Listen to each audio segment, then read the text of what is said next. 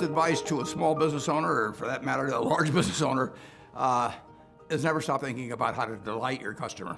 Not to satisfy your customer, but to delight your customer. And when you wake up in the morning, start thinking about it. During the day, think about it. At night, think about it, and then dream about it. And no company's ever failed that had millions of delighted customers. And you start with them and you get them one at a time. There's no substitute for hard work.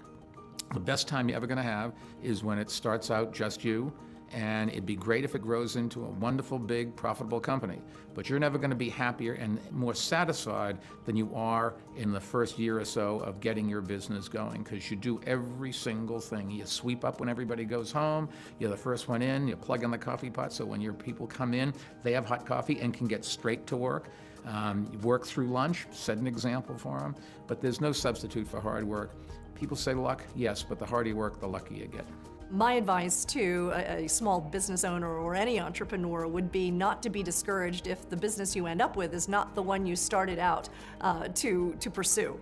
Because so often you encounter difficulties, you encounter failures, and the important piece is to learn from each of those very quickly and to pivot and to move on to the idea that works. Of course, you have to be close to your products, close to your customers, and think about them. That's the most important, but don't forget to think about your business, what your plans are, what you want to do next, how to take your business to the next level. Again, think about being in your business, but think about your business as well.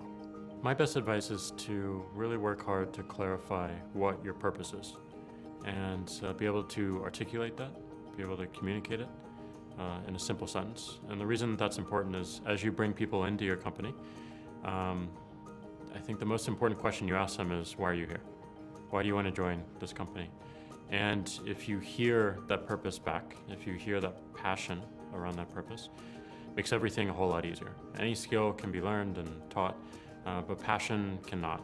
Being an entrepreneur can be a roller coaster ride at times. You will have great days, you will have not so great days. You may even from time to time have an awful day. You've got to stay focused and stay level-headed and keep your feet on the ground.